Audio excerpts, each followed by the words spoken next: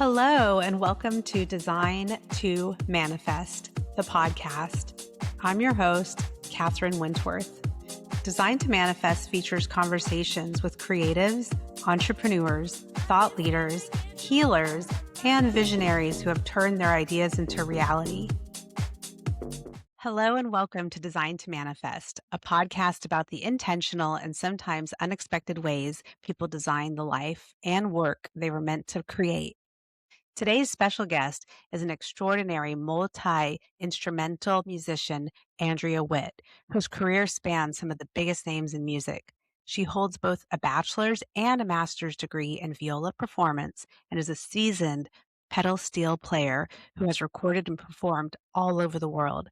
Beyond music, she's also a visual artist and the founder of the creative brand Boho Bunny. Welcome, Andrea, to Design to Manifest. Thank you for being here. Thanks for having me, Kat. I love to open up each interview with the question, what does design to manifest mean to you? Good question. I think designing your own life, how, imagining what it is or knowing what it is before it actually happens, designing it so that when it does happen in your mind, it already has. So Absolutely. It's like intentionality. So tell me about this career as a musician that you have designed. In your bio, it says you've been playing since 9 years old. Was that mhm. intentional? Was that your parents, aunt, uncle, cousin? Like, kind of give me the backstory of how you became this amazing musician. I wanted to do it. I was in third grade and we had someone demonstrate all of the orchestral instruments to our music class, and I fell in love with the sound of the viola. So I just kept with it, and I went to college for it. I studied a lot in high school, going to summer programs, went to college for it. Got my master's degree in viola. I moved to Los Angeles. I studied classical and jazz, and kind of the same thing happened when I discovered the pedal steel guitar. I was in Shania Twain's band playing fiddle, um, and I didn't even that's a whole other story. I didn't even play violin when I got hired by Shania Twain on fiddle. But I saw pedal steel for the first time in person, and it kind of the same thing happened to me, like, when I heard the viola, and the sound just really, connected with me, and I was like, "I can't live without making those sounds." So, I was on tour in Vegas with Shania, and I ordered a pedal steel off of eBay and had it sent to my hotel room. I was obsessed. Like, couldn't put it down. So I think it stemmed from just pure, like, love of what the instrument can do and the sound it makes, and then just wanting to recreate it on my own and making my own mark with it. And how did you know that you could even be a musician? Like, how did you even think like this is a possibility? Because sometimes, for me at least, I'm like, how do they do that? How do they make that into a career where people pay them to do that? What was the point? This turned it from a hobby into like a career. I think it was definitely in high school, when I went to study intensely at Interlochen Arts Camp every summer in Michigan. It was like an 8-week program, and you spend the whole summer studying really intensely, and I did visual arts as well. And I just saw a lot of my friends, applying for college for music school, and I was like, "Okay, cool, that's something I can do." And at the time, you think, like, you're gonna play in an orchestra when you grow up. I didn't have a specific career path in mind as far as being a musician, but I knew there were options, and I had to go to college, or I think that was just ingrained in me, that was what I had to do, and I was like, "Well, that sounds fun. Like, why would I wanna study anything else? Music, and I'll figure it out when I'm done." That's great that your parents were open to that. I mean, my parents have always been like, "Oh, you wanna be a DJ? Go for it, sure." But I have other friends whose parents are like, "Well, you really need to be a doctor or you need to be an accountant," or not that those are not great, professions as well, but what was that like, when you told your parents like, "Hey, guys, I wanna be a musician?" Oh, super supportive, always, that definitely helped with getting to where I am. I couldn't have done it without their support at all. I had a lot of people ask me, "Well, what's your backup plan if music doesn't work out?" And I said, "Well, my visual arts, I'll paint." And I was a double major for a while, in music and visual arts. painting major. So I painted. I thought I was gonna be a visual artist before I started playing music. That was my initial career path since I was really little. I was thinking about getting into animation and, painting but yeah, then music just kinda took over, and I still spend a lot of time doing visual arts and, commissions and, um, you know, paintings, and I design my own merch, and so I'm always still including that, in my career. I love the Christmas cards that you paint for Brittany. Yeah, every year her Christmas card, and on the back it's like designed by Boho Bunny. It's really cute. I love those. So Thanks. you've just always been an artist, and you're so lucky that you've had so many people around you who've supported that. But did you Mhm. ever feel like there were friends or people like you mentioned who were like, "Oh, you need a backup plan." I mean, intentionally you fell in love with music, but did you ever feel like there was a point where you were unsure? And how did you get past that? No, there was never a point of being unsure. I was like, "I'll somehow figure it out," and, everything ebbs and flows, and sometimes, even, like, in this stage of c my career, sometimes I'm like, "What did I do? Like, why what brought me to this path?" Like, because sometimes, like, you're up here, and then you got a little slump, and you're like, "Okay, well, what gigs are coming in?" So it's always, like, a little ebb and flow, but it always, like, works out in the end, and it's always an upward trajectory for my career, so I just have to always keep that in mind. Even if there's, like, a little bump in the road, it's always, like, bigger and better. And so when you say bump in the road, I mean, as you know, a DJ, it's a very competitive industry and there's lots of high highs and low lows. So Mhm, on your journey as a musician, and I mean, you've done so many amazing things. And if you want to know who she's worked with everybody, like go to her Instagram and check it out. But I'm just curious, like, what are some challenges along the road where you are like, okay, I'm going to be able to get through this? Like, I'll give you an example. Like, for mhm, me, I was supposed to do this really cool Halloween gig, and mhm, then they decided to go in a different direction. And it was just pretty, devastating because I was so excited about it. And it was at Soho House Warehouse in downtown LA. And then, we'd been working months on it. And then all of a sudden, for whatever reason, and then, I had to say like, "Okay, universe, like, just guide me and show me." And that's like the unintentional, like, there's the intentionality, but then there's also the unintentional, like, redirection. And I ended mhm. up having an amazing, Halloween doing a different gig, which was, like, super fun. And I was the headliner, which I wouldn't be the headliner for the Soho one. So, has there been ever some incidents or challenges where you're like, "Man, that really was, difficult to get through?" Thank you for sharing your experience because, probably with every major gig I've had, it's been a very similar experience. Like, I was in Shania Twain's band for, her first residency. I believe that started, like, 2012 or 2013, and we did a little over 2 years in Vegas. After that residency, I was told I was gonna go on the road with her that summer, as, like, one of the main or if not the main fiddle player or something. Um, and salary was negotiated, everything. It was just down to, like, me waiting for the contract, and then the very last minute, they hired someone else, after I'd already been in her band. They hired someone else, a chick who lived in Nashville, and, you're like, "Well, why?" It could be money issues, could be who knows?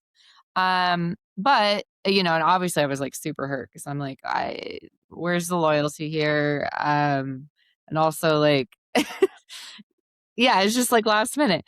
But then, because I didn't go on the road with her, I got this other amazing gig touring with Zucchero, who's, this massive Italian artist, and I got to tour with him for 3 years and go to 52 countries. So, that was, like, a way better I loved playing with Shania, but I would not have had that opportunity with Zucchero had they not hired someone else for that Shania Twain summer tour.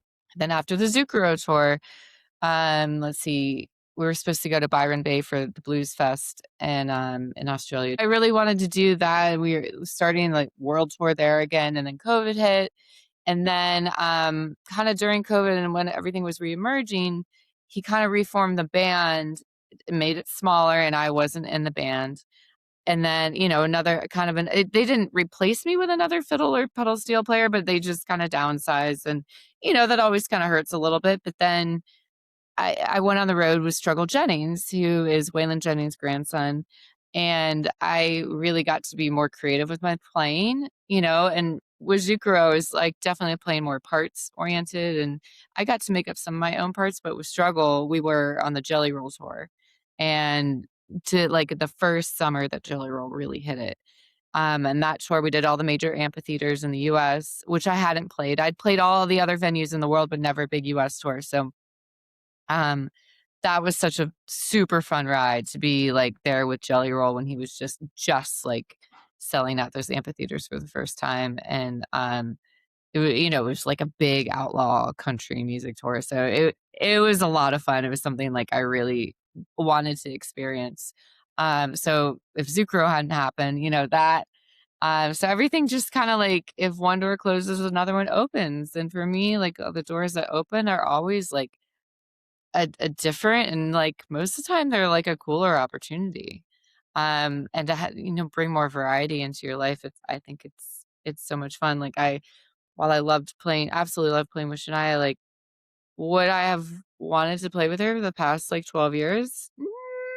Kinda wanna mix it up, you know? Yeah. I mean, wow, that is an incredible story. And I love that you have such a positive attitude about it that when one door closes, another one opens. Mhm. And as far as being a musician, if you were to give advice to someone who's starting out or your younger self, like what is it? Is it having a thick skin? Is it just always staying positive? What is like something for your mental, emotional health to get to be able to do this? Because that's intense, like touring and being on the road and all the different changes. Like, what's some, I guess, the stamina? What do you think about or what do you do? As far as, like, maintaining, like, these gigs and getting through it, it's like being chill and being able to be a good hang. You get along with everyone, you don't take things personally, and just being able to go with the flow. That's the biggest thing because if things change on the road so much and being, touring with artists and things come up that like, you didn't expect or they're not like going the way that you thought they would, but you just have to be like, okay, this is how it is and we're gonna have fun and be grateful for being out there. People won't hire you if they don't like hanging out with you, you know? It's, everyone who everyone's who's being hired for gigs of this caliber, we're all, like, amazing players, but what sets people apart is, how well do you get along with others? How fun are you to play with on stage? Do you interact well with each other? Like, also, like, not showing up the artist, letting the artist we're backing up the artist, so letting the artist shine and, like, giving them their spotlight, but also adding, to the performance in a way that maybe someone else could, diversifying yourself and, bringing your own energy to it and just bringing the whole energy up. Like, that's the biggest thing. You could be, like, the best player in the world, but if you can't, if you don't play well with others, then it's not gonna work. If you're not flexible, then it's yeah, maybe you're better suited, like, at home in a home studio or something. So really just live and let live, like just accepting, what is. Yeah. There's an amazing coach named Byron Katie, and I just love her ethos of accepting what is, like just Mhm. however it is and not taking it personal and just don't listen so hard. Like everything doesn't have to be, a major drama. You could just, be Totally. grateful. Andrea, one of the artists that you played with that I absolutely adore is Moby. Can you tell Mhm. me a little bit about that gig? I mean, you played with them many times, but there was one in particular in Los Angeles. It was a big gig. And just kind of explain to me, what it's like to prepare for that and Mm. then, to do the gig. And then how do you recover afterwards from this high? Yeah, yeah. The one we did in Los Angeles was for, Circle, and it was like an all, fully immersive experience where they have video screens everywhere. There was ceiling and all around us, and the stage was in the center of the space, and so people could walk around the stage, and, we walked around the stage, and I got to play to, like, different people in the room. Yeah, that was a really, really cool experience, but I've been I've been playing with Moby for, oh gosh, I think this will be like the 3rd year I've played with Moby. We're doing Coachella this year, and then we're doing 2 months in Europe, which is so fun. I love touring Europe. Yeah, playing with Moby's great. I'm vegan. Moby's like the OG vegan, so that's amazing. It's always gourmet vegan catering. See, prepping for that gig, what I really appreciate about Moby's performances is that he does like a new remix of his songs for every show we do or every tour. So while like the parts that I'm playing, the string parts are technically the same that you hear on the recordings, like, we might play a certain section of the song like 3 times instead of 4, or like, there's gonna be a drop here instead of here, and so it's like a a different sound, like, he keeps his audience, like, it keeps his performances interesting because it's not just the same mix, as the record, it's this new special, arrangement that he's made. So, every time I'm learning his set, I'm kinda, like, relearning the songs, rememorizing the order of, like, "Okay, I'm playing this here," and then, so it is a little bit more work on our end, but I think it's great for his audiences to keep it interesting like that, um, for sure. And after you did that gig, because I love Circle, I love everything that they do with DJs, and Mhm, they do it so well. After that gig, I mean, for me as a DJ, I don't know for you as a musician, but I'm imagining it's the same, is that you get back exhausted, but you're also, like, awake because you just had this, like, really amazing experience, and you're mhm, so high, and you feel so good, and mhm. then I mean, I'm sober, so I don't, like, drink or do drugs for, like, 20 years, but the next morning, literally feel like a train ran over me because it's so much energy. It's a lot of So, energy, yeah. what's your recovery like the next day? Well, let's see. I think one-off shows, like, aren't as big of a deal for me, like, I'll probably just, like, go to the gym and, you know, practice something else and, like, okay, well, now I've spent, like, all this, like, week prepping for Moby, like, now I'm gonna prep for something else. I already have something else going in my head, like, the next day is, like, another project.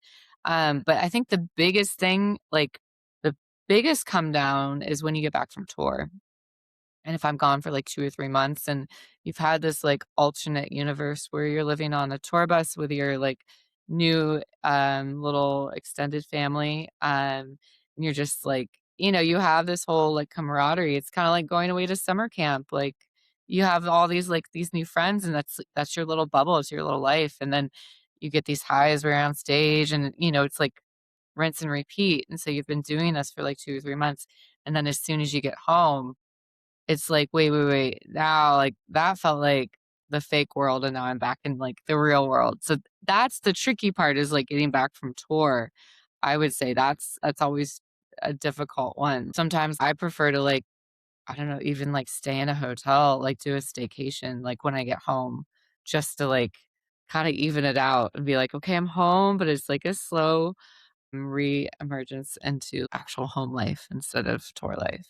That really makes sense. It's so funny. There's a DJ, and she actually shared that she has a separate apartment in her hometown of Mm, Kiev where she would, after tour, go and stay for like a week before she went home to her husband and her kids. And yeah. so that I like the hotel experience better. Yeah, yeah, yeah. Just, like, kinda slowly, like, getting back into, like, your regular home life. Yeah, it's 2 totally different worlds, and, yeah, a lot of times, like, you just end up, sleeping a lot, and then, every major tour you come back and you get a little sick afterwards because it's like your body's just, like, readjusting to everything, and a lot of times it's, like, held off being sick because there's so much adrenaline and you're always on stage, and then you get home and your body's like, "Ah, I can now, like, release," and, um, so, yeah, it's a crazy come down, definitely. So when you're on tour, are there any practices that you do? Like I did the Vans Warp Tour and that was insane. And that was before I was sober. So for me, what got me through that Mm. was drinking. I think like For me, it was just, that, sugar and the energy of, and I mean, I was also, like, really, really young, but we were in a new town every day pretty much. We lived on a bus, and it was really intense. As someone who is, a woman of grace and beauty, which you are, what do you do on tour to maintain, like, your sanity and yourself? It depends on the tour. When I was with Struggle Jennings, we went to the gym every day, and we all got day passes to the gym, and we worked out every day, which to me was amazing. I'm so glad it was like a whole family. Whoever wanted to. If you wanted to be lazy and sleep in on the bus, you could, sleep in the parking lot of the gym and chill. But that was a great experience to, just be active all the time. Out with Moby, it's mostly females in the band. It's, like, so much female energy, which is amazing. I love it. I'll have, a yoga mat, I'll do some yoga on the side. I think getting massages regularly it's really important, and there's, like, you can get a Thai massage anywhere in the world. So I've checked out Thai massage places in, like, the most remote parts of Europe, and they're all, like, it's all really I don't think I've had a bad one so far. But yeah, self-care, just making sure that, and with Moby also, like, it's easy to maintain my diet. Be eating vegan, I mean, all the vegan catering, it's all real healthy. Walking a lot, I think, making sure, especially in Europe, everything's so accessible, by walking, so just, like, staying active and being in the fresh air, not being, like, on the bus and, like, in the arenas, and it's easy if you have back-to-back shows and you're just, like, in the venue, on the bus, in the venue, and you can go the whole time without seeing the light of day, but it's important to get outside, be active, see the world. I mean, it's like you're getting like a big paid vacation, so if you're on tour on the world, so take advantage of it. That's such great advice. Yeah. Wow. When I was an early DJ, I was, doing a lot of touring, and I would go from, like, the airplane to the hotel, from the Mhm. hotel to the venue, back to the hotel, like, not getting outside. So this is really great advice. And especially somebody who's doing, like, 3 months, 2, 3 months with a huge act like that. That's amazing. Can you Mm. share one of your favorite tours? I mean, you've shared a little bit, but just, I guess, in terms of the, performances where you were like, "This was just so fun," and the venues were so cool. Definitely the Mediterranean part of, the Zucchero tour, and we flew private around the entire Mediterranean, and it was like I think we started in Croatia.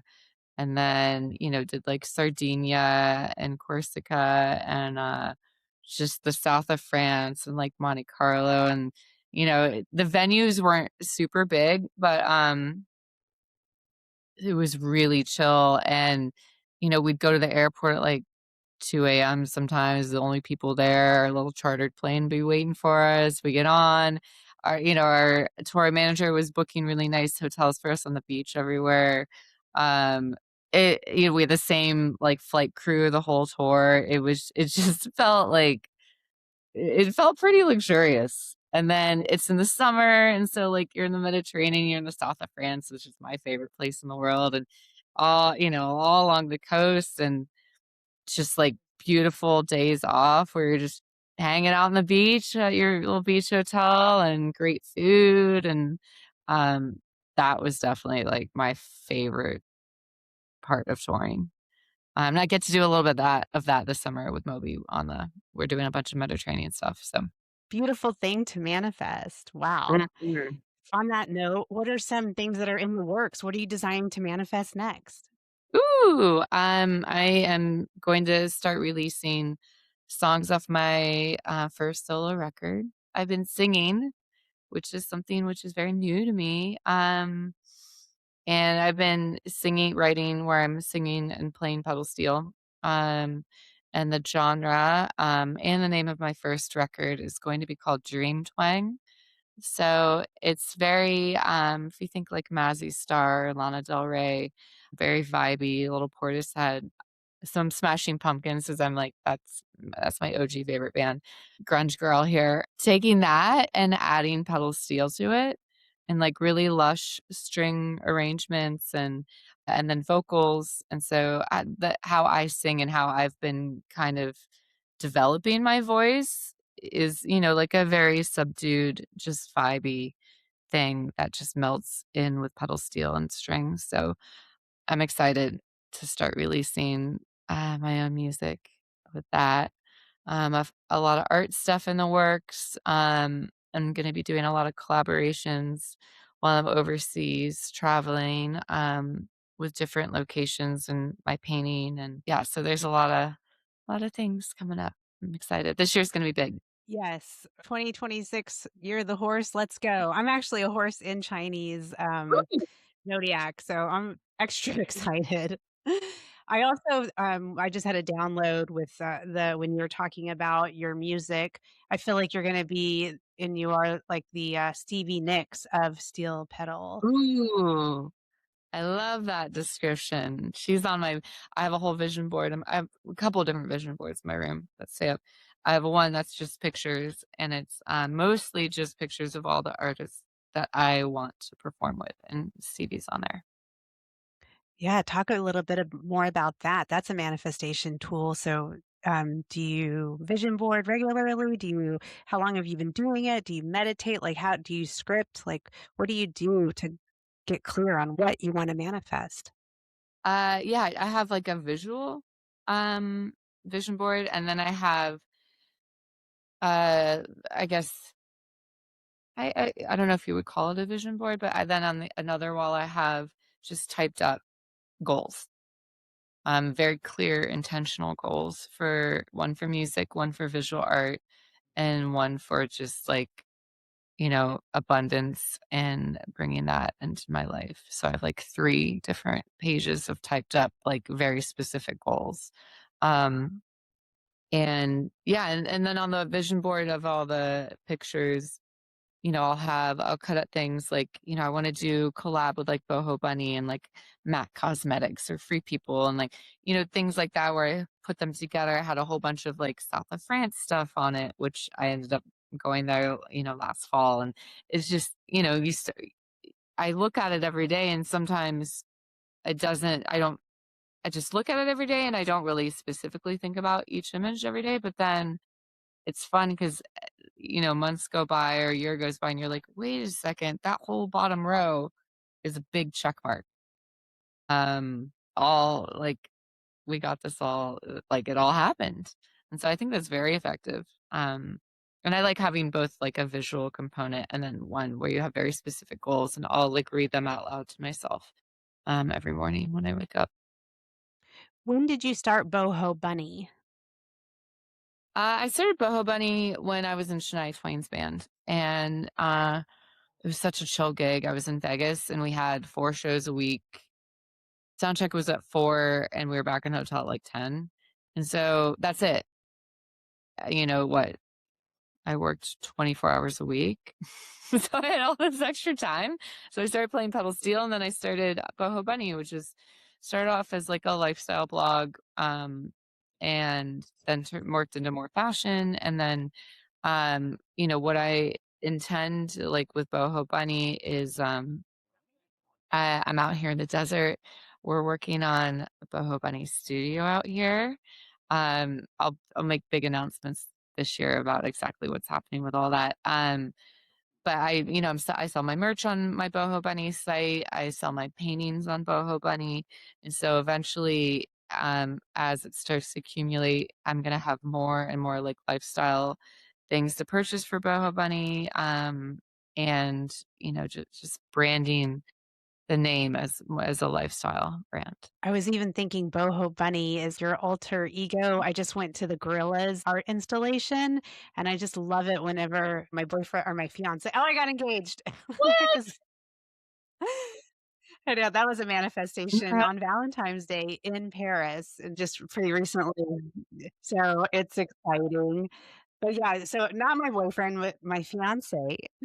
He surprised me and he took me to the Gorillas art installation, like an immersive, experiential art installation where you went through all the different years and the drawings and even There was this motorhome where the main characters lived in. It was really trippy. It was so cool. And you got to see backstage in their dressing room. So maybe Boho Bunny will do that for Andrea Witt. I love Boho Bunny. You guys have to check out her art and visuals. They're really girly, beautiful, feminine, and elegant. And so, yeah, check that out. Speaking of which, where can people find you? Can you give us all your websites, all your social media? Yes, Boho Bunny, BOHOBUNNIE is my Instagram. That's all my socials basically. And then bohobunny.com, andreawitt.com. I'll be releasing music under Andrea Witt on Spotify. And when is that music coming out about? It's coming out, I would say maybe like in the fall. Cool. Yeah, I'll start releasing them. Or maybe even before I leave for tour with Moby. So um yeah. Yeah. Yeah, you're letting you're putting intentionality out there and then letting the universe guide you. Hmm. So that's whenever the music is going to come out when it's meant to. Hmm. Totally. Yeah. Well, thank you so much, Andrea. I really appreciate you being here today. And I just wanted to close with a question, maybe or a piece of advice that you could give, a female who is in pursuit of this music and creative life. How can you design a life that you want to manifest? Like, what would you say is like a number one or two tools that you would advise them to follow? Um yeah, I mean I think like the biggest thing is being like very clear and intentional with your goals. And just like you talked about getting engaged and going to Paris, I was like very clear and intentional about like finding a partner in life. And so, I was like so clear with my goals, and I met someone who's absolutely amazing, and that was written on my wall, and like stuff got checked off, like every single thing I listed was checked off. So I think that's really, really huge about just being super clear and writing it down and looking at it. Um, and the more that you believe that it's already happened, like then when it happens, it kind of doesn't even surprise you. It's like that, I expected it. And then it's kind of just like, oh, that's like second nature. It's like, of course that happened. And then just, yeah, just always feeling grateful about everything. Those are the two main things, being really clear about what you want and being grateful. Clarity and gratitude. Love Mm. that. Well, thank you so much, Andrea, for being here. And thank you to the listeners for designing to manifest the life that you want to live. Love you guys. Thanks again, Andrea, for taking the time. Thank you for joining me on Design to Manifest. Each week, I feature extraordinary people living extraordinary lives who have designed the life they are meant to manifest. Sometimes intentionally, and sometimes unexpectedly, they share how success and purpose can unfold in ways they never imagined. If this episode inspired you, please share it with someone who might also be inspired. And don't forget to subscribe so you never miss an episode.